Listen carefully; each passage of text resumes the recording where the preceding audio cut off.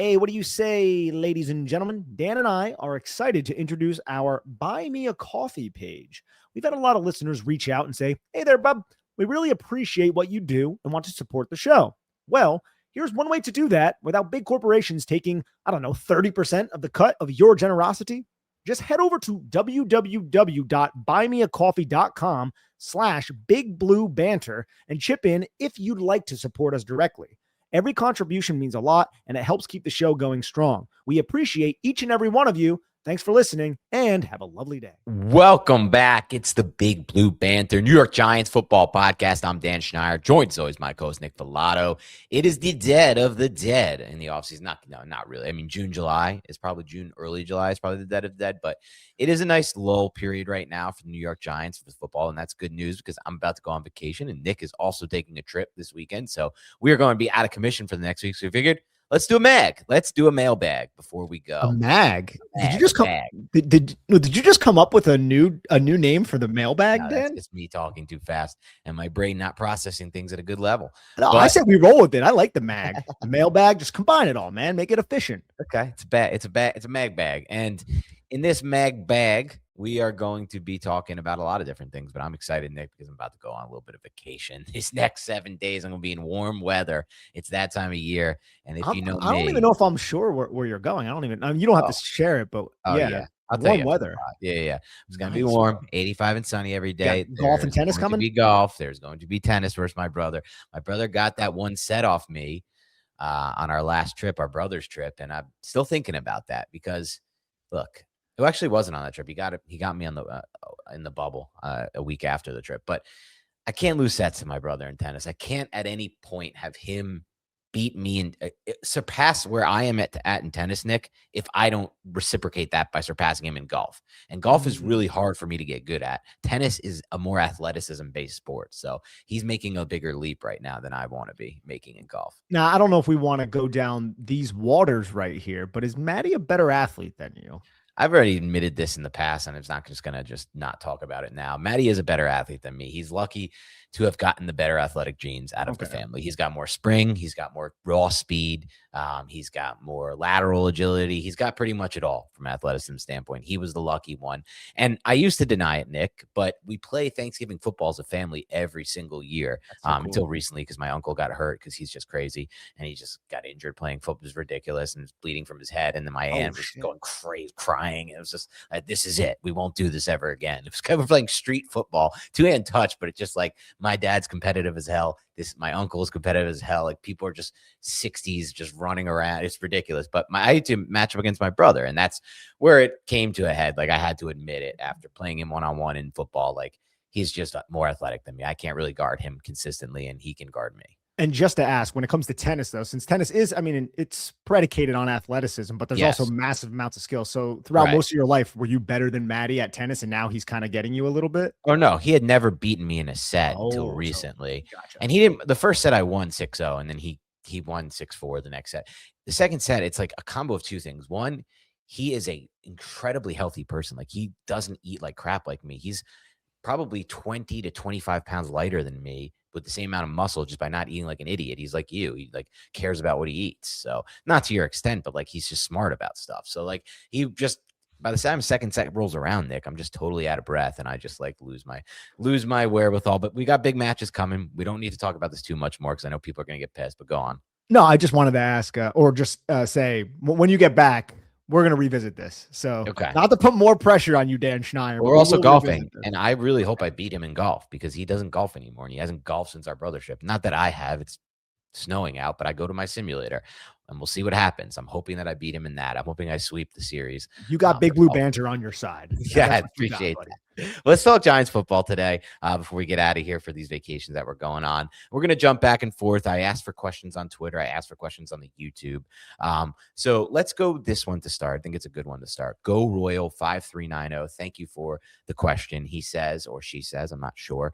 I was wondering, there's always people talking about sophomore slumps for second-year quarterbacks. Whether or not you guys believe in that kind of thing, what limitations you observe in Dart's game that opposing DCs may be able to exploit next year after watching the season's tape. Love the channel. You guys are the best. Thank you.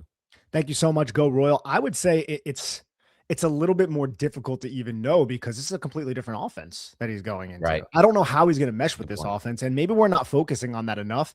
And I don't want to act as if this is a massive point of concern. I don't want to act like that, but he was comfortable with Brian Dable. We saw that he was comfortable with Mike Kafka. I'd like to think he's going to be comfortable with Matt Nagy, but this is a completely different environment, and that's not necessarily a certainty when it comes to a second-year quarterback. But with all of that said, something that I think could hold him back is all of the film, obviously, and then maybe just him trying to do a little bit too much and contingencies, second reads being Mhm. removed from the defense. I think he's going to, focus heavily on getting the footwork down and all of that. And I still think he's going to do what he did his rookie season. He's going to look to extemporize. He's going to look to extend plays when the first read is not there and if the second read is eliminated. But I just think defenses are going to really hone in on that because he had a lot of success off of his first read, really just running around back there trying to make plays. And I just think that's something that defensive coordinators are really going to try to curtail next season.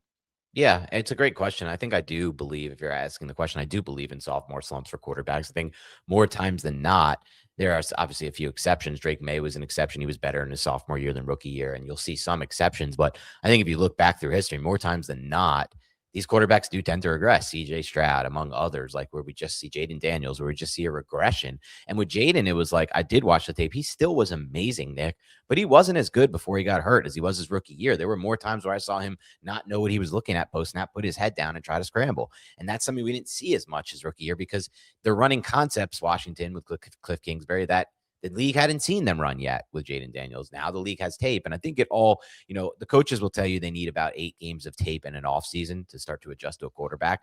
The best ones will adjust to that. And I think it actually helps Dart in that sense, Nick, that he's getting a new system, to be completely honest with you, because same thing happened with May. May was in a different system. Then Josh McDaniels got there in New England, brought in a new system, and that's new concepts. And that could actually help Dart, that the Giants are going to be running new concepts in a new system. I don't know how different it will be. I mean, Kafka comes from that KC offense. We'll see.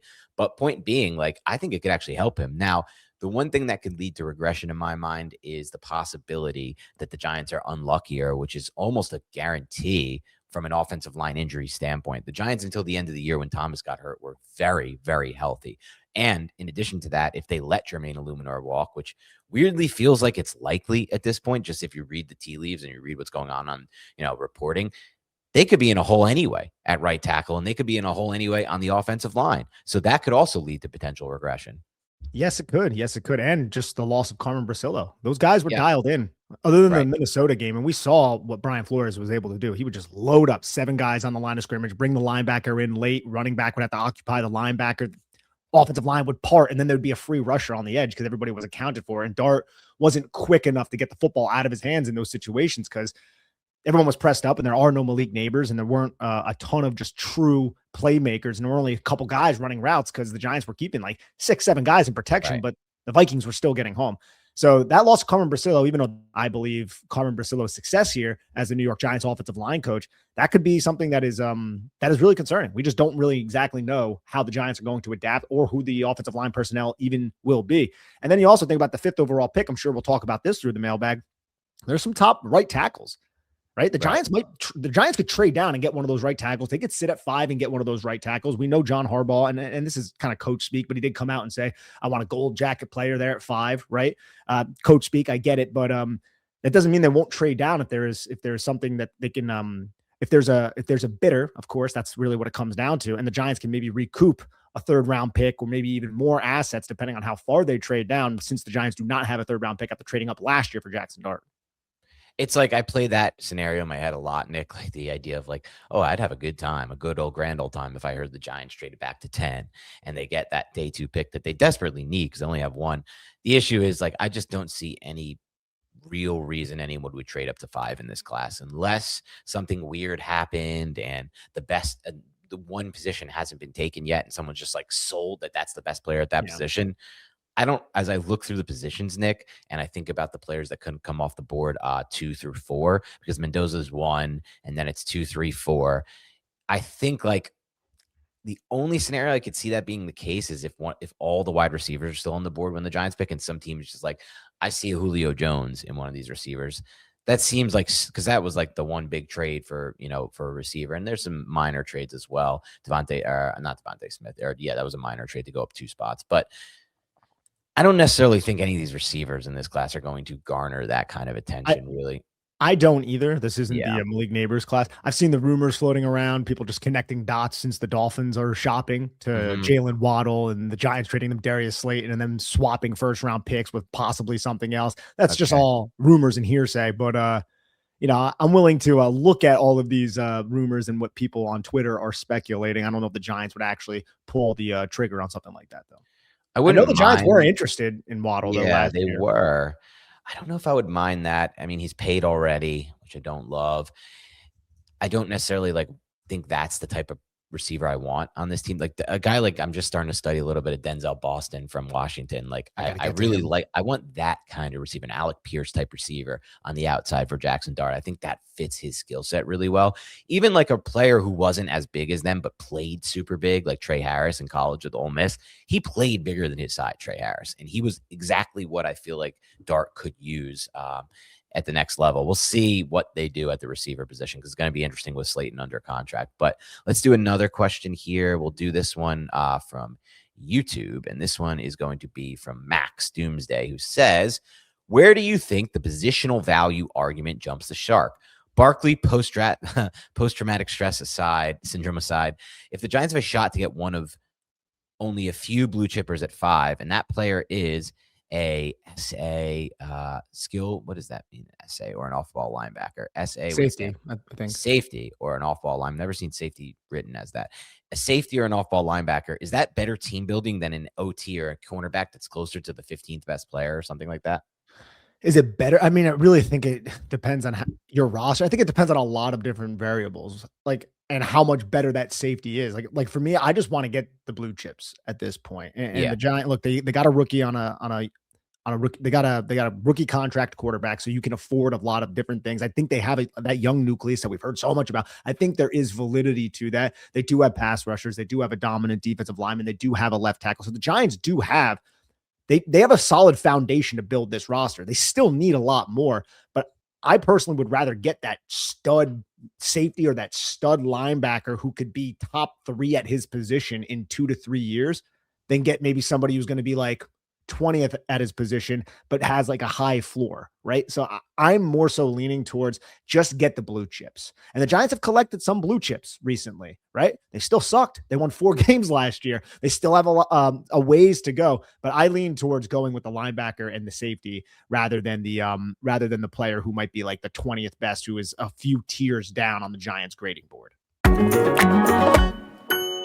Guys, quick story. Last year, I realized I was doing that classic thing where you only go to the doctor if something is actively on fire. And honestly, no more emergencies. It's 2026. We're done waiting until night sweats turn into all-day sweats. Walking it off for 6 months doesn't work, or your fingers go numb while texting, I'm fine, if something feels off. It's time to get it checked out. And look, more than the gym matters, working out is great, but real health also means consistent annual checkups, getting weird stuff looked at, and taking care of your mental health. That's where ZocDoc comes in.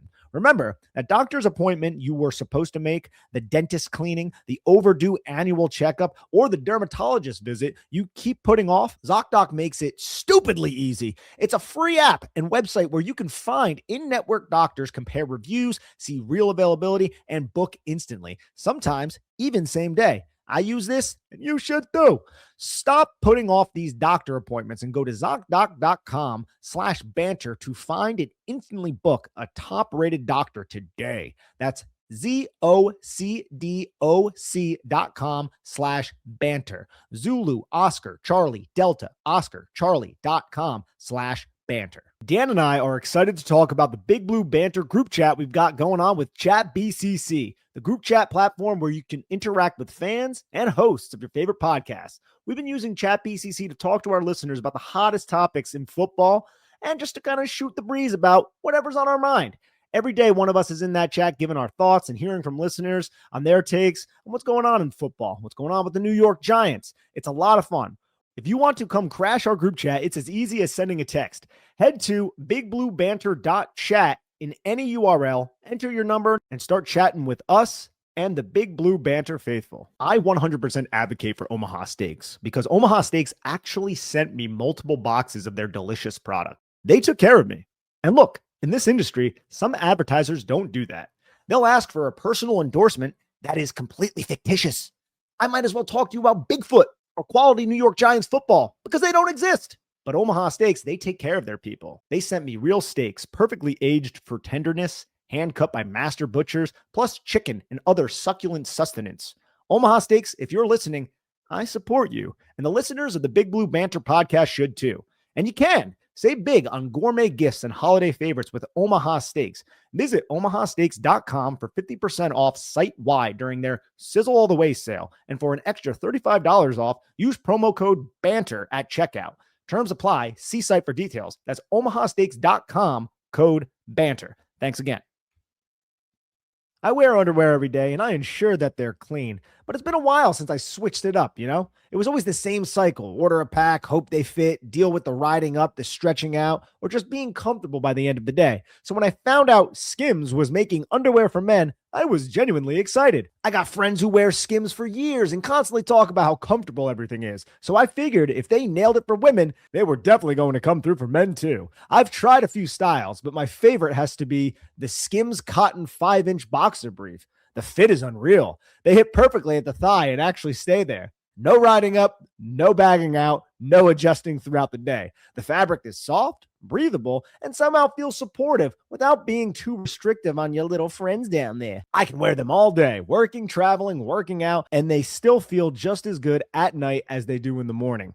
What surprised me most is how confident and comfortable they make me feel. Once you find underwear that truly fits, you realize how much the wrong pair has been holding you back. At this point, I don't really see myself going back to anything else. Skims just does it better. Shop Skims Men at skims.com. Let them know we sent you. After you place your order, select podcast in the survey and select our show in the drop-down menu that follows. And if you're looking for the perfect gifts this season, the Skims holiday shop is now open at skims.com. Yeah, it's interesting. It feels like positional value has at times ruled the Joe Schoen era, right? Players like Neal, Thibodeau, Abdul Carter, these are all positions of high value. Joe Schoen has never invested in a linebacker, an off-ball linebacker. So, you know, it has, and he's talked about this in his interviews, Joe Schoen. He's talked about the importance of positional value. I think that's kind of where he staked his claim in some ways as a general manager from a theoretical standpoint, but that's all gone now, right? Like he's there, Joe Schoen. He's done a lot of work on the scouting department in this class, but like this is Harbaugh's show right now. And John Harbaugh is going to run a different show. John Harbaugh has traded for Roquan Smith. John Harbaugh has drafted Kyle Hamilton high in a draft. Like he clearly is trying to get the best player available. Where I think it jumps the shark the other way, Nick, is at running back. Like I've seen people suggest it. I have 0.0% interest in Jeremiah Love, and I'd be devastated if the Giants take Jeremiah Love at 5. At running back is the one position where I just don't care. I don't want the player no matter what. Even if I could get Bijan Robinson right now, I don't want Bijan Robinson right now. As ridiculous as that sounds, but so why would I, dude? Like Tyrone Tracy and Cam Scadaboo were really freaking good in 4th-round picks, and they're under $1 million. And then you don't have to re-sign them for big money, or you might have to, but like you don't pay the Bijan price. It's just not even a remote possibility for me to ever consider running back at 5. Yeah, I'm right there with you. And I think a safety and a linebacker can do so much for you defensively, structurally, and alleviate a burden on the defensive coordinator to have to call plays a certain way because they worry about having subpar players at those specific positions. Whereas a running back, yes, having an elite running back is valuable, but I think you can find a good running back on day 3. Right. And that opportunity cost of sacrificing getting somebody else who can really transform the way you call defense as opposed to drafting a running back when you could just get a good one on day 3. I don't. Or a great one. I mean, Cam Scadaboo was a great running back last year, and that's not the first time that's happened. Yeah, it was great is a little strong. I think Cam Scadaboo was good, man. He was very good. I would want to see when you factor in everything he offered, it was great. Yeah, I mean, I know it was only 4. I don't want to sit here. I don't want to sit here and act like I'm suggesting that I was unimpressed with Cam Scadaboo. I absolutely loved Cam Scadaboo, but like when I'm thinking of I'm kind of putting him next to Bijan Robinson and like players like that. That's we're talking about the sacrificing of a top 5 pick. Like a Jeremiah Love is going to have more value than a Cam Scadaboo. But I'd take a Cam Scatterboo at pick 105 over a Jeremiah Right. Love at pick 5 every day of the week. Right. And it's not even remotely close. And you can't get anything like you're going to get at these other positions at 105 that you can get at 5. Now, I'll say this, Nick, as it stands today, just we'll get this question at some point, I'm sure. My early lean is I just want one of the Ohio State 3 at 5, and that one of those 3 isn't Carnell Tate, even though if I was going to take a gamble on receiver, it probably would be Tate or Tyson, but I don't want that either of those guys at 5. I just kind of want one of those 3. Those Ohio State dudes, they're just all beasts. And I just when I watch these cut-ups of these guys, I mean, the number one guy for me right now is Styles, which is not going to be popular. And I don't think the Giants will go off-ball linebacker at 5, but I think he is the one I would choose of all 3 if I had a choice. But I see reasons to take Reese. Like, Reese looks explosive off the edge. And the way I'm watching him just put these offensive tackles on roller skates, like pushing them back, it's like, wow, you can convert speed to power like that at your size. What are you going to do when you're 23 years old? But then I'm like watching Styles and I'm like, this is only his second year playing linebacker converted from safety. What's he going to be able to do when he's able to play the position? Because the instincts are already almost elite for a linebacker. And there's Caleb Downs too. So it's like, I don't really know how you go wrong with one of those 3. You're just kind of taking one of the best players in the class, and you have the opportunity because you pick at 5. Yeah, and dude, I'm like right there with you too. Yeah. Now the thing with Arvell Reese, it gets really interesting. We don't have to dive too far into this. Is it a it's not a 1-for-1, and I don't like this lazy type of analysis, but is that replicating a skill set similar to an Abdul Carter? Right? They're different players. They Yeah. are, but how? Like, I love the idea. Is it bad to have 2 of those on your defense though? No, I think it's amazing. That's my point. But is it the wisest investment? Maybe not. Will that make Kayvon Thibodeau more expendable for trade through the Yeah. draft? All those questions will be factored in. But holy crap, man! And again, got to watch all 22 of these guys. But from what I've seen, I've watched a lot of Ohio State through Saturdays. Like, Reese just pops on film, and so does Styles, and so does Downs. Greg Giants 10 asks, what positions or players do each of you prioritize in this specific free agency? In this specific free agency, I want to just get strong, man. Strong defensively on the front. So I'm still looking at the trenches, and I'm still looking possibly at linebacker. I don't know if you're going to get anybody that's going to be your linebacker 1. And then offensive line still. Like, I would like to sign a guard. I don't think you're going to go after a receiver, but if you are, maybe Alec Pierce. That would be the guy that I would consider at that point. And then right tackle, you let Illuminor walk. Do you want to go after a Braden Smith? So those would be the ones that I would be discussing. Tight end too, especially with Isaiah Likely and Charlie Kolar being free agents over from Baltimore. I don't know if Likely is going to want to come to a John Harbaugh coach team after he reportedly, again, has not been verified, but after he reportedly threw a party once he got fired from Baltimore. I don't know how true that is again, but yeah, so I think you're looking around at a lot of different positions. I don't think you're going to be looking at safety or corner really though, unless you bring back Flott. And I don't know if Flott is Harbaugh's type of guy either, which sucks because I think you're letting a good football player, somebody who's on the developmental curve upward, who I think you could still get out of value, walk out the door if you don't bring him back just because he's not a defensive fit for Denard Wilson. Yeah, I'll be interested to see how that goes with Flott. I couldn't imagine they spend big on corner, and I don't think they'd have to with Flott. But other than that, I think if they let Flott go, they'll find somebody who they believe is more of a bargain and a bargain, but they believe is more a fit for the defense. I think the most interesting one by far is tackle, because depending on what they do with Jermaine Illuminor, if they let him walk, they're going to sign a right tackle. They're not going to just go into the draft with Marcus Bowe. That's my personal opinion. But dude, we got James Hudson. Yeah, James Hudson will hopefully just be cut. Like, there's no value in having that player on your line unless you want to try to convert him to like a different position and hope he like hits at that. Not that I think he could play any other position, but like, yeah, yeah, really.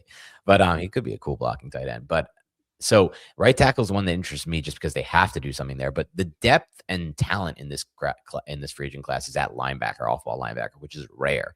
And so I really hope the Giants do splurge there. And that wouldn't even stop me from taking a Styles. I wouldn't mind completely revamping our linebacker unit with 2 guys, one guy in free agency and one guy in the draft, honestly, or second round CJ Allen or plenty there. I mean, this inside linebacker class is also stacked. The strength of free agency and draft is at inside linebacker. And in the draft, there's depth at defensive tackle. There's no guys I believe are like top 5 guys that we should pick there, even like Peter Woods, players like that. But as you get to that second round pick, there could be a defensive tackle on the board who could help. I would love to get one in free agency, Nick. I just don't know on the interior defensive line what they're going to be able to do in free agency. It doesn't seem like there's a lot of talent depth at the position. And then receiver, I think it's kind of Pierce or bust, but I don't really want to do that with Malik Neighbors coming up on a contract soon. So that doesn't really excite me. I mean, then you'd have him paid and Pierce paid. It's just, I don't love that. Tight end will be interesting. Like you said, I would just re-sign Bellinger, but I don't know if he's even in the mix. And so we'll see what they do there. They might sign someone like Charlie Kohler from Iowa State. Yeah, I can see them going after Kolar. I would love to bring Bellinger back, and of course, my guy Chris Manhurst. I just both of those guys are free agents right now, so Giants have some decisions to make. And you're right with the linebackers, because the Giants could spend big and get Devin Lloyd, and that would be a huge get for Denard Wilson and the defense. Or you could bring in a veteran for all these young guys, especially if the Giants spend the 5th pick on a defensive guy. Get a veteran like Demario Davis in here, or maybe even Bobby Wagner at this point, after his time in Washington. He's a free agent. You can go with a Leo Chanel, who I think could really fit Denard Wilson's scheme. So there's a lot of options at linebacker for both the draft and free agency. That's an excellent point. It's a position I'm excited about. And then the other question is, like, do the Giants make the move? Do they try to be bidders for Tyler Linderbaum? And that's not necessarily a desperate need for them because they have JMS and Schlottman there. But Schlottman's a free agent too. Schlottman's a free agent. He may not come back, but they have JMS there for sure. And they could bring back Schlottman, I'm sure. Or do they just say, you know what? I don't care what we have. We don't have a chance at a player like this on the line in free agency. Let's go there. Really, the line is most interesting to me because I don't really know what the plan is at guard long-term. Runyon's almost out of his contract. They can count on him one more year, but he doesn't necessarily maybe even fit what they're trying to do with Greg Roman and John Harbaugh. And then there's GVR. It's like, are we just rolling in with GVR again at right guard? Outside of that, there isn't much of a plan behind those two players. GVR is a free agent too now. He's a free agent. I mean, he's always a free agent. Yeah, seriously, he's just signing those 1-year deals. But he's again, he's a Long Island guy, so he might want to stay here in New York. But I don't know if the Giants offensive line coaches and the Giants coaching staff in general want him here. These guys were Brasillo guys, and some people might scoff at that and be like, but they were good, But like, people take that seriously, man. Like, this is a personnel business. These are people interacting with each other. They like to have the people that they're comfortable with in-house, and Harbaugh might not view a GVR or Jermaine Illuminor like that, even though they were competent starters for the Giants over the last 2 seasons. Yeah, exactly. All right. Sully 6615 says, will we see the infamous fullback this year? Yeah, I think we will. Yeah, I do. I don't know who it's going to be, if they're going to sign a Patrick Ricard, or maybe who's that guy for the Chargers who played like a tight end fullback FH for them? Fisk, I think his name was. He was hurt this past year. Braden Fisk, maybe. No, that's a no, not that, but Tyler, I think maybe. But yeah, he was over there with the Chargers, so maybe they'll bring in someone like that, or maybe they just use a tight end in that way, whether that be Daniel Bellinger or someone else. But I think the Giants will be incorporating a fullback into we'll see some 21 personnel packages. Luke Hayworth asks, rank in terms of importance: a run-stuffing defensive lineman, a shutdown cornerback 1, or a versatile linebacker? Interesting question. For the Giants specifically right now, if we could get a shutdown. So if you're talking, like, I only look at like 3 or 4 corners in the league as like a shutdown cornerback 1. So if you're saying we can get that, I might prioritize the shutdown cornerback 1. That makes Adebo the cornerback 2. And I think you can really get creative with your coverages if you had like a Patrick Surtain or a Derek Stingley Jr. on this roster. And then I think linebacker, and just like a linebacker who could do everything, and then the defensive tackle. But I still think like the biggest need, I know this sounds a little bit weird, and maybe it's just the way I interpreted the question. I still think like the biggest need is just finding that run stuffing defensive lineman. But if I could get a Patrick Surtain, which is not available, I would take that. Right. You know what I'm saying? And the linebacker could do a bunch for you in coverage. If the Giants got like a Roquan Smith, if they had that available to them, like, that would really help this defense in a lot of different facets. So I think that's how I would rank them, even though I still think the number one need is getting just strength in the defensive spine, which I think, the defensive tackle, theoretically would be the best version of that. But I think you could find a good run stuffing defensive tackle who's not as important as those other 2 players we're discussing. Right. Yeah. And that's going to be interesting. I mean, I'll try to answer this from like the other perspective, like just overall football. You get the corner 1, which is so rare and allows you to play one-on-one on an outside receiver and use your safeties in any way you want. You get the D lineman, who's so important. He's at the point of attack, or the Fred Warner type who can carry the verts and do things of that nature while going sideline to sideline and play the run in a great way. Ultimately, like it reminds a conversation I had today, Nick, with Ben Gretsch and Jacob Gibbs on our fantasy show. We're kind of talking about like the different meta in the NFL as teams are moving toward, using 12 personnel, putting quarterbacks under center more often, some 13 personnel, some what we've seen the Rams do. And then everyone's like, oh, well, the Seahawks, why are they so good? Because they're able to have Nick Emanuari and they're able to counter, heavy personnel with nickel. And it's like, Yeah, I mean, he's getting all the credit, Nick, but like when you watch the Seahawks, I know you have, the reason they're able to do this is really just Byron Murphy and Leonard Williams on the inside. Like, that's not Nick Emanuari on the field. If they didn't have those two in the middle of their defense, it doesn't matter who Nick Emanuari is. And I don't know if I'm pronouncing that right. Like, you're not going to be able to play nickel and stop the run. It has nothing to really do, in my opinion, with that second level. As I watch the Seahawks, I'm looking at them up front on the interior, and I think that's the real reason why they're able to win with nickel in the run game. And then obviously it allows them to do so much in the pass game from a pass defense standpoint. Well, he's also, I mean, like Nick is He's great.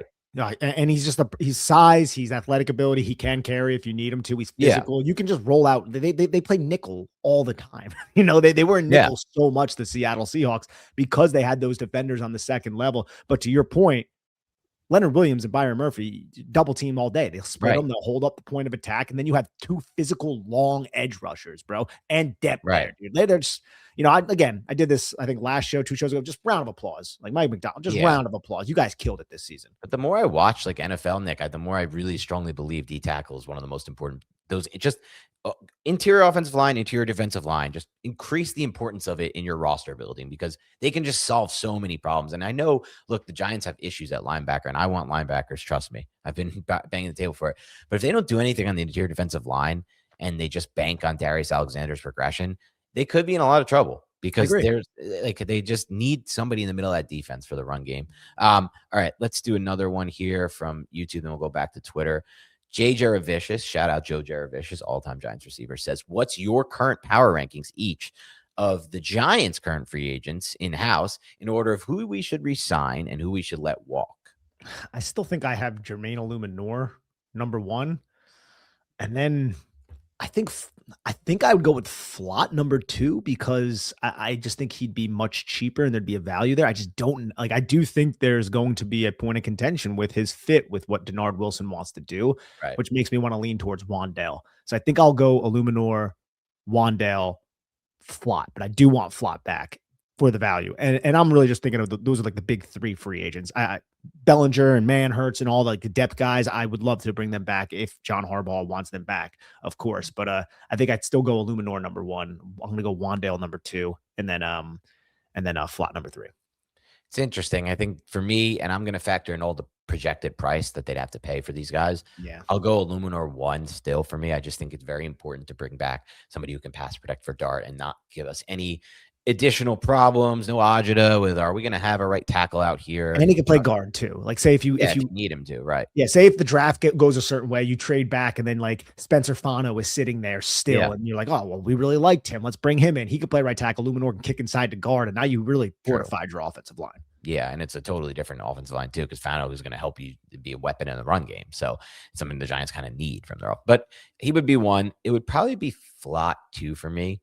The thing that sucks is, as much as I like Wandale, like from a tape standpoint, I just don't want to spend that kind of money that we're going to have to spend to add a 5'8" player back to this team. And it's just not like, we talked about this today on the fantasy show as well. It's like the meta of what's happening in the NFL is, if you're matching the way defenses are playing, which is very little middle field close, most teams, with extra heavy personnel, like that slot receiver becomes less important. I saw a lot of offenses this year take that 5'8" type player out of their offense and just use their running back as a receiver in those matches down the field. And in Brian Daboll's offense, it meant a lot to have the Cole Beasley, Wandale. But this ain't going to be Brian Daboll's offense. You've said it before a few times, Nick. What if we go to a power slot type of player like Rashee Rice was for Kansas City and Matt Nagy?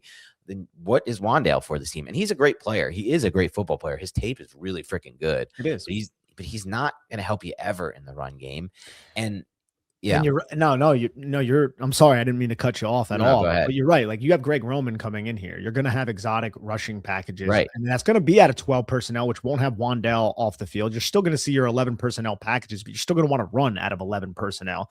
And that's going to get these defenses to switch into lighter defensive packages. And Wandale, look, bless his heart, he tries his ass off as a blocker. I don't think he's the most inept blocking receiver out there, but physics and reality, that's going to take effect when you are trying to have Wandale Robinson block Nick Emanuari. You know what I mean? That's Yeah. not really going to work for your offense. And I'm sure that's something the Giants are considering when they have to pay Wan'Dale possibly up to like what, 16 to Right. 18 million a year. That's a lot of money. He's going to get more than what Khalil Shakir got last year. Exactly. And in that sense, it's like I worry.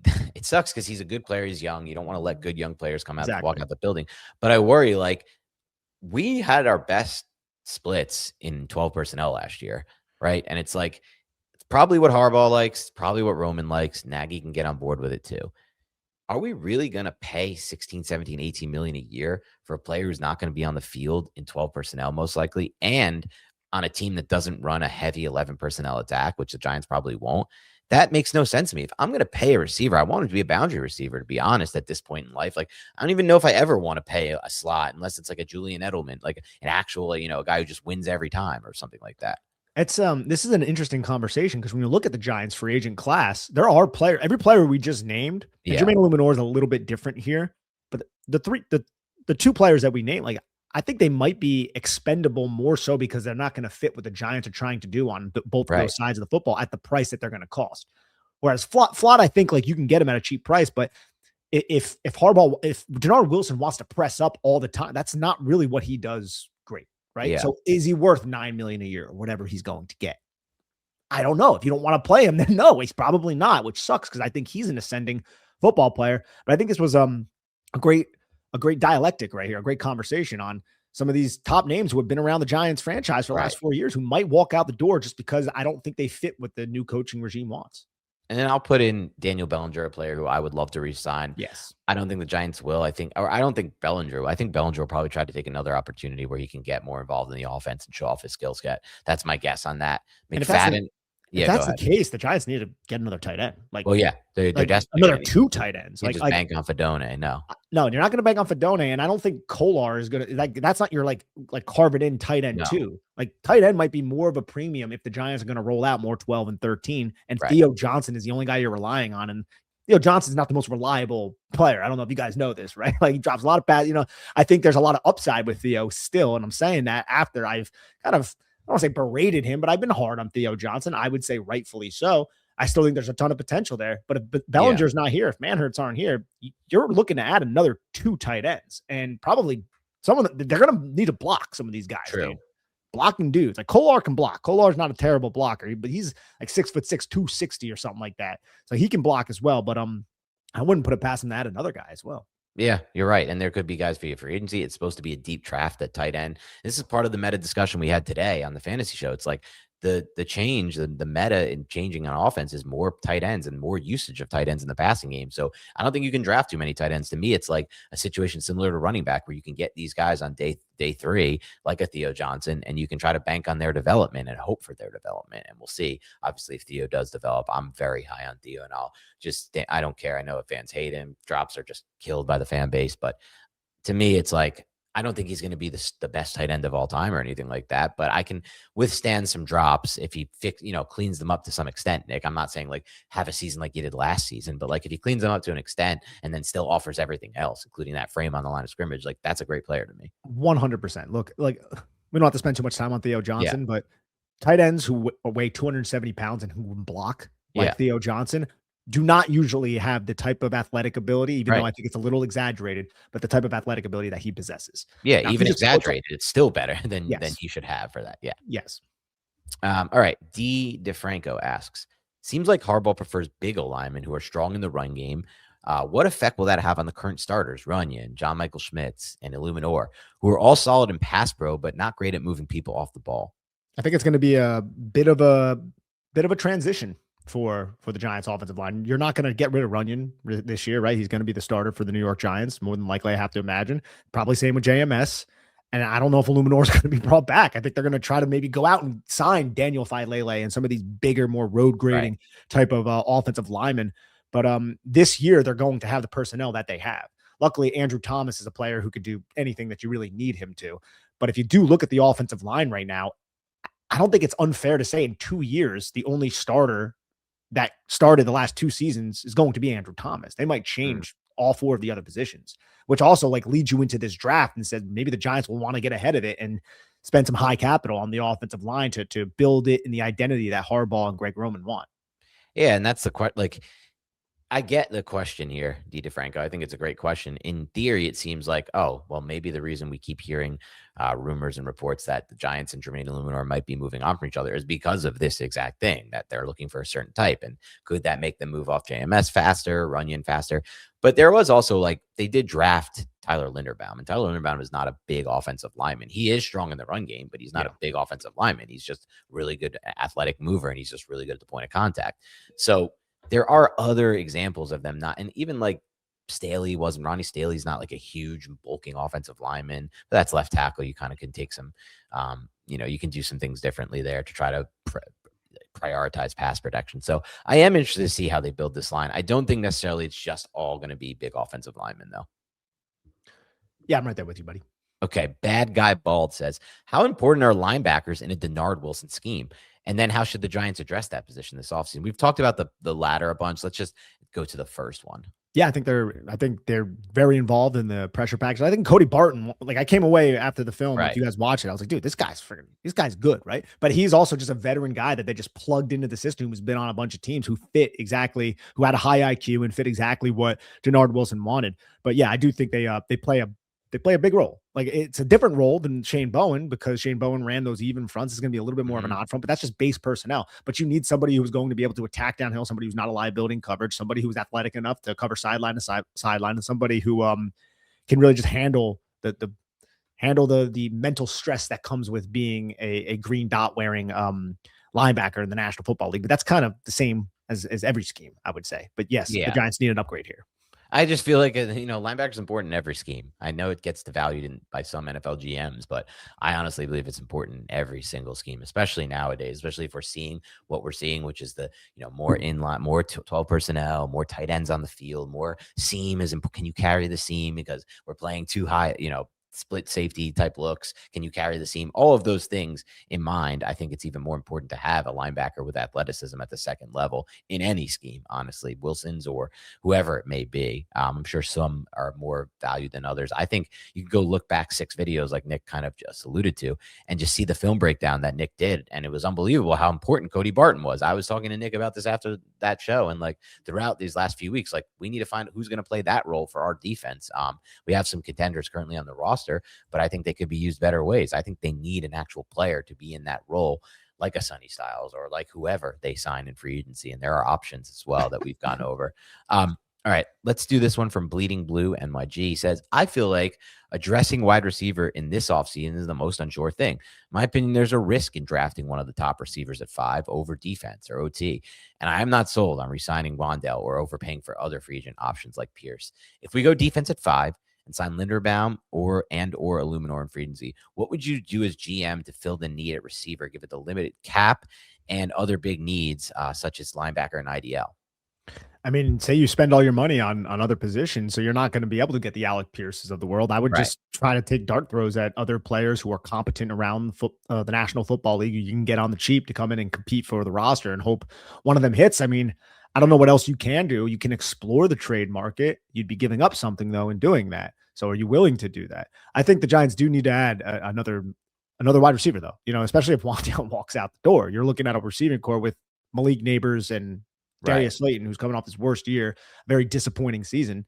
And then who else are you relying on at that point at wide receiver? Like, who else can you confidently roll out there? You don't even have a confident 11 personnel package. And you can even argue that even with Darius Slayton, you're not confident in it.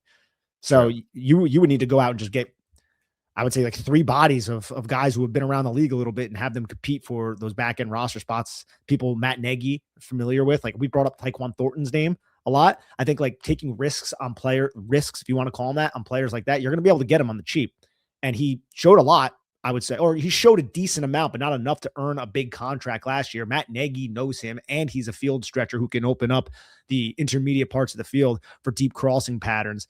And he's like 24, 25 years old. So players like that, those are the risks, if you want to call them that I'm willing to take, get a couple of those guys in the building. But you're not going to know that. You're not going to know that you're not going to know that when the draft happens. Right. So I don't know if Shane already knows, like if he's interested in Cardinal Tate, if he's interested in Jordan Tyson, if he's interested in Mekhi Lemon or any of these guys. I have no idea. But you need to add some guys. That's I think it's pretty self-explanatory at that point.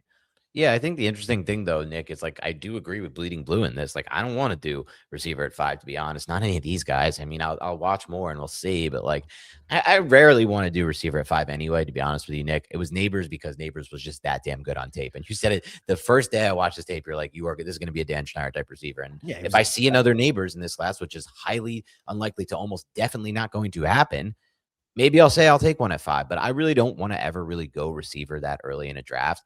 I want to build my team through the interior, and I want to win the line of scrimmage and then have my quarterback be healthy. I know it's like we have bad receivers on paper. I just also think like a lot of it could just be circumstantial. A lot of it could be the fact that like at times this year, obviously not all the time, but at times this year, the Giants were not functioning at a high level from an offensive standpoint for a variety of reasons that may not all be on the wide receiver position. So if we're not going to use the draft capital at 5, we could consider doing it in the second round. I think that's where you start to consider, like, do you love a Denzel Boston? Are you willing to do that there? Or some player like him as we move through the class, we'll find more people like Casey Concepcion, something Concepcion. like I that. really like. I don't think he'll be there, though. I think he's a lock for round 1, just once people start to watch his tape more and just realize how bad the quarterback play was for Concepcion and why that held him back from just putting up numbers. But, there's other guys, people like Chris Brazil, who won't be a first-round pick from Tennessee, but that's do you ever want to take a Tennessee guy? He does look filthy at times on tape, like some of the cut-ups I've seen so far, Nick, but it's like, do I want to do another Tennessee receiver from that scheme and take another risk like we did on Hyatt? Even Tillman has been good at times, but he's been hurt. So like no one has really come out of that scheme and impressed me from Tennessee at the NFL level just yet. But if you don't do that, then you start to see, in my mind at least, Nick, do you consider going the route of a veteran that has been cast off and not, deemed to be not a player that people love anymore? Like for me, the one that comes to mind is DeAndre Hopkins. I really do believe DeAndre Hopkins could help this football team on the outside, winning and letting Dart just have those opportunities like he threw to Humphrey, and those just give somebody a chance to win on the out. Even Hodgins for a little bit while we used him this past year. Like give someone a chance to just win contested catch situations. He'll come cheap. It'll be a 1-year deal. He's a veteran. He'll just sign for what he signs for. A Romeo Dobbs type in free agency might be a cheap option. I doubt it because he's still young enough. But like to me, it's really the veteran route. Tyquan Thornton, if you can get him cheap, or just taking dart throws in the draft, which is the riskiest of them all. Yeah, no, I mean, I think you have to go the veteran route during free agency to some degree, like Thornton. Obviously DeAndre Hopkins, I do like that call. And then there's guys like, look, none of these guys are going to move the needle that much, but like the Josh Reynolds of the world, and like that's not moving the needle, but it just allows. That's where like I have like no interest when you start to mention like the Josh. Like I'll just put Hodgins on the field if I need to. Like for me, you know, if Hodgins is even here at this point, that's what I mean. Like I'll just re-sign that type of player for cheap. Juju, Hollywood Brown, guys who are familiar with some of the scheme. So. The play caller and all that. Like that's the route though. If the Giants don't go after an Alec Pierce, if they don't bring back Wando, so you sign like 3 of those guys to cheap deals and have them compete. Juju. I don't hate the idea of Juju, and it's enticing for them because you're tying yourself to you're tying yourself to John Harbaugh. So you're tying yourself to competency, and you could earn snaps because the Giants have a dearth of talent at this position. And you're not going to be the number 1 because you have Malik Neighbors, and you're tying yourself to Jackson Dart as well. So these guys, if they want to rekindle their career, it's something that would entice them instead of going to maybe a better team with a better situation, if you want to call it that, but they're going to be buried on the depth chart and possibly make the practice squad. Right. All of that is true. And not to mention, like throughout it all, like in addition to all that, we might not even get Malik Neighbors for week 1 of next season. So like you may have an opportunity for real number 1 type role at the beginning of the season. If the last thing we heard was positive with Malik Neighbors, I believe, right? Yeah. The last update, it was positive though, right? It was, but like we still don't know if that it wasn't like he's going to be there for week 1. So we'll see. Luke Hayworth wants to know, what are your thoughts on the idea of firing Joe Schoen after the draft? Is that a smart idea or a bad idea? I don't think the Giants will do it. No, I mean, I say I don't. It's hard for me to have an opinion on this. I don't know what the relationship is or what's going on in that building. If I'm going to be frank, but I would lean towards no, and you have him be the general manager and keep the infrastructure in place that's already there with the scouts, and him try to work with Harbaugh. But I don't know if there's a power struggle going on behind the scenes right now. I have no idea. Yeah, I don't really know either, but like, what are the pros and cons to firing a GM after the draft? I guess the pros would be you get a head start on the 2027 draft in the sense of you can have the clean slate with all the scouts you want for that. And you can start that process early. So if you do plan to move on from him, that would be the case. I don't think that's the case. I think, with the hiring of Dawn, what's her last name? Dawn, whatever, the VP of football operations, Dawn, what was her? Do you know her last name by any chance? I'm looking it up with Dawn Okay. Aponte. Aponte, that's the one, and we'll have to remember that. Shout out Don Aponte. Like, that has restructured the power structure there, and I think at this point there's no point to really firing Joe Schoen unless you want to bring in somebody who's you deem to be a better scout. Okay, speaking of Don Aponte, Trevor Winstraw asks, based on the recent report that the new VP of football operations reports to Harbaugh, are you worried this is too much of a one-man show? I get echoes of late-stage Belichick. Aponte seems very capable, but I believe separation of a front office and coaching in the power structure is good.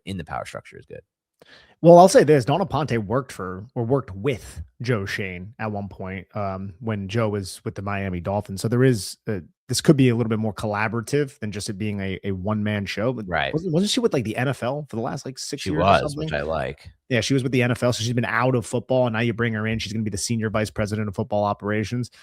I mean, this was already kind of like a one-man show, if you want to call it that. With John, I wouldn't see. I don't like that framing. I don't. Let me rephrase that. Yeah, John Harbaugh is the new coach, and he's gonna, I think, get his way, and he's gonna win whatever power struggle that arises within the Giants organization. And I don't know if Dawn Aponte is the hiring of her draws away from that or adds more to it. I don't know how much it affects it. Is that the question that the listener asked?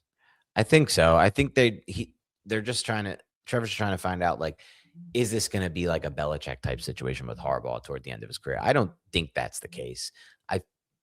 I feel like Harbaugh is going to be a little bit more collaborative than maybe Belichick was at the end of his tenure with the Patriots. I mean, I would imagine. Yeah. Now, again, I think Harbaugh might have the final say. Like, he earned this massive contract. The team is his, but Belichick was with the Patriots, won how many Super Bowls with them? Right. It was like the Harbaugh just arrived. So I don't think everybody else's opinion will be completely devalued in the organization either.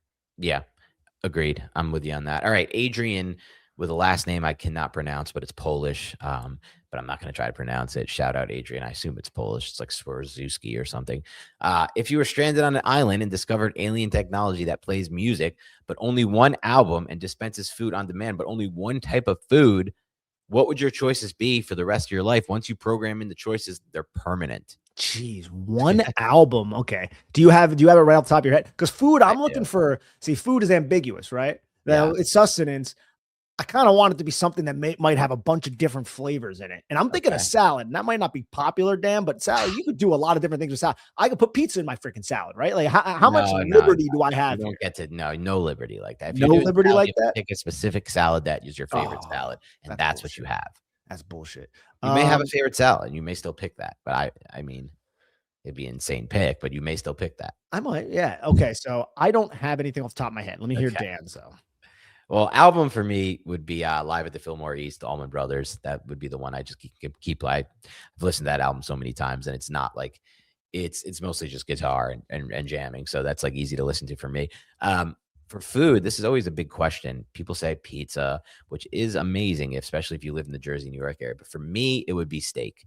And I think I could eat steak every single day, never get sick of it. And more importantly, I think I'd be healthy as hell on that island, because I don't believe in big health ploy that steak is bad for you, to be completely honest. If I was able to get, Nick, really good sourced grass-fed beef, like the perfect version of steak every single day, I guarantee you if I ate that every day, Nick, and didn't eat anything else, I'd be the healthiest version of myself. People go, oh, your heart, this and that, it's bad for your cholesterol. I don't buy into any of that crap, to be completely honest. I think it's all overshot, to be honest, with red meat being bad for you. And if you look at what's actually in good red meat, grass-fed red meat, it's like all the best nutrients in the world that you don't get anywhere else. And you're not going to be processing that with a salad or vegetables that fight against your body. This is something that actually lives and breathes grass-fed beef. And that's what I would take. I think I might go with something. So I would need to go with something that's not going to kill me, right? So like pizza and tacos, they come into my mind, but so I might go with like salmon and rice, I might just stick with something like that, dude. Devastating. No, I mean, I was thinking about Really? lean chicken, but I felt like salmon was more on Lean brand for chicken. me. If you're gonna go Yeah. chicken, at least do like Stretch's Chicken Savoy or something Well, great if I like do that. that, I'm gonna get fat as hell. Like if I eat You're that not every gonna get day, I need fat. You're something on an that. island. You're gonna work out. You have nothing else to do. Yeah, I mean, I'd probably just find a way to end it if this was Yeah. my life.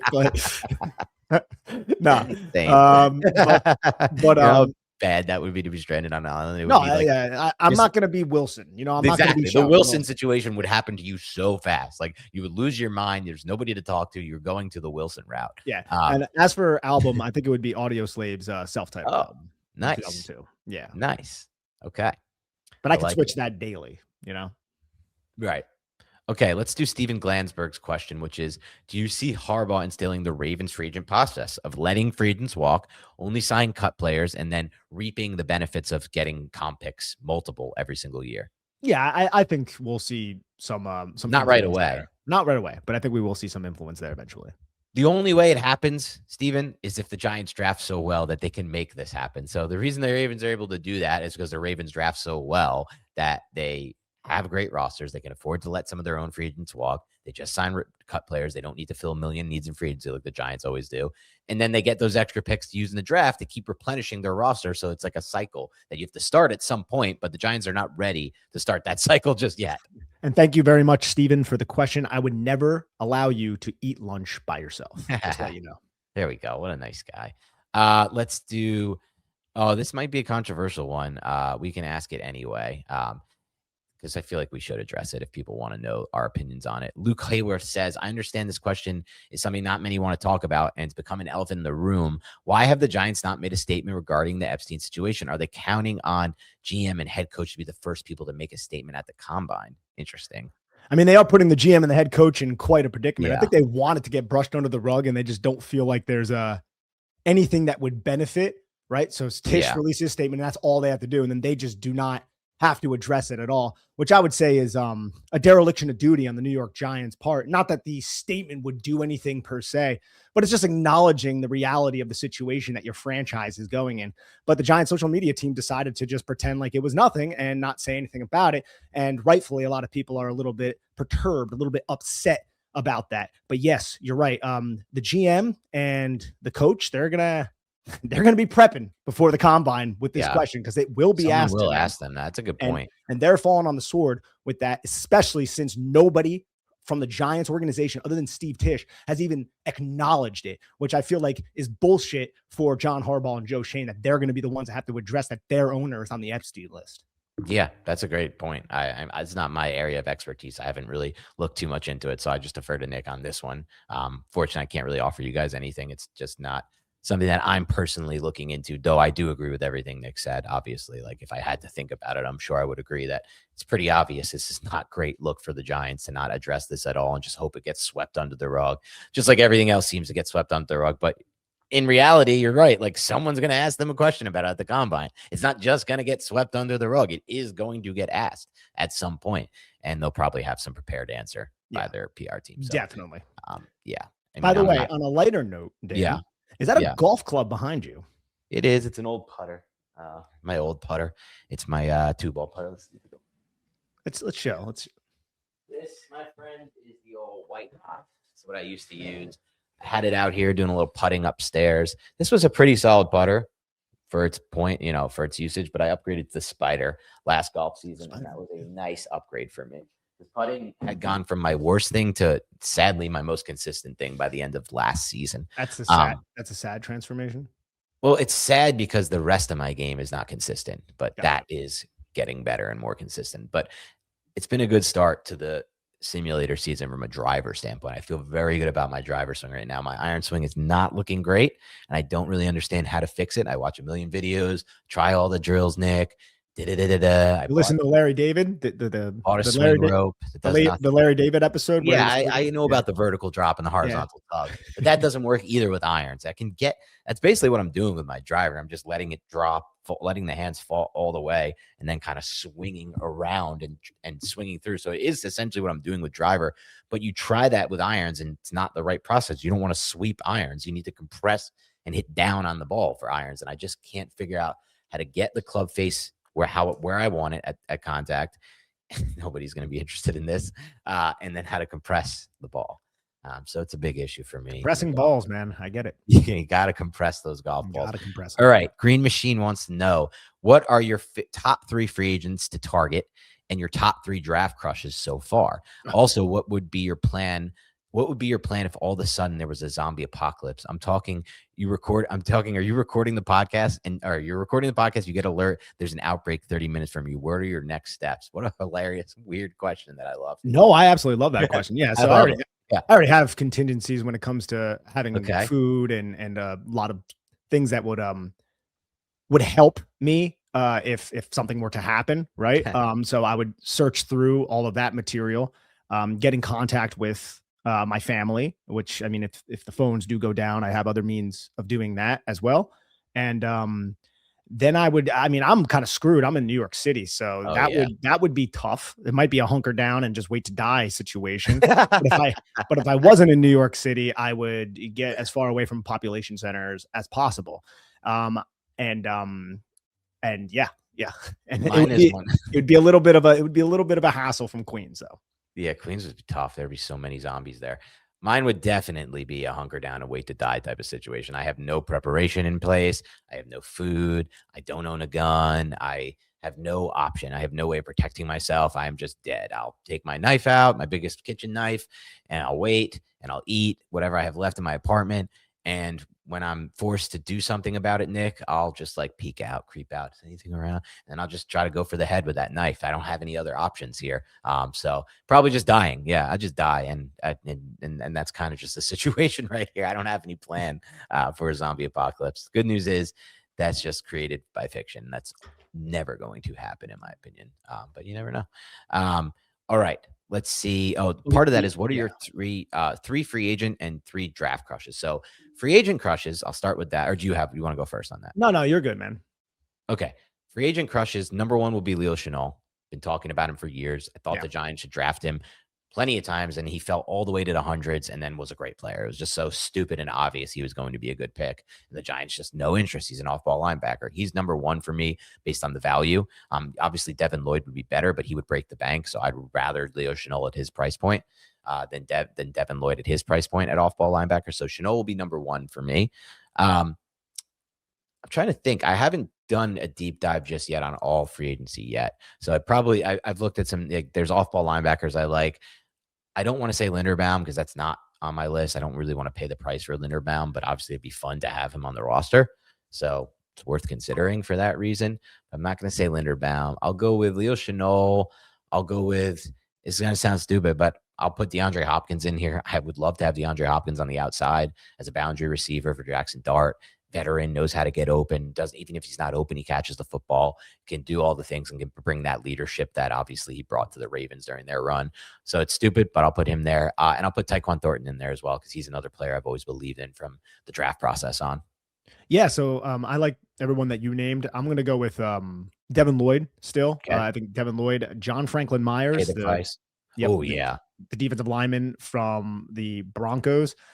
And look, I'm trying to look at like a tight end, and if it's not Isaiah Likely, somebody else to just, I wouldn't say this is one of my favorites, but I wanted to just like bring his name up because he's worked with Tim Kelly. Yeah. There's connections there, and I think you can get him cheap, and he has a lot of upside, and that's Chig Okonkwo. Oh, Chig, yeah. I don't mind that idea. He's like 25, 26 years old. He ran like a 4.5 or something like that at like 240 pounds, right? So that's somebody who had just been around a dysfunctional organization with the Tennessee Titans. So I look at some of those tight ends, and I'm like, if the Giants do opt to go heavier, the Giants could sign a tight end, and it would be a lot cheaper than going out and getting a wide receiver. So I just wanted to say that. But yeah, I don't have I really would want to kind of look through a lot of these players though, and get a real pulse on everybody that would be available. Yeah, I think that's fair. As far as draft goes, I've only, it's still February. So I haven't done full draft review, but I'm starting to get acclimated with some of the top prospects in this class. I'm starting to watch some of the top prospects in the class. And the first 3, I have 3 that come to mind already for me, just from the top half of the board. One player that would be a possibility at 5, another player that would be a possibility if the Giants trade back from 5, and then another player who is a possibility, though unlikely, with the Giants' second-round pick. So I'll start with the player at 5. My early draft crush at 5 is Sonny Styles. I mentioned it earlier. I just believe in what he could do for this team. I watch him, I see the instincts, and I'm like, this dude just started playing linebacker, and he was a former safety 2 years ago, and he's this instinctual. It's not Fred Warner, because Fred Warner was just a different level when I watched him, but it is flat. It's like glimpses of what that can be for your defense, a Fred Warner type linebacker. And you really look at the Niners without Fred Warner this year, there was the massive drop off for their defense. You just can't replace a player like that in your defense. There's no way to do it. So Styles for me there for that pick that I mentioned, where it would only really happen if the Giants traded back, Nick. And I would think this would have to be a trade back into like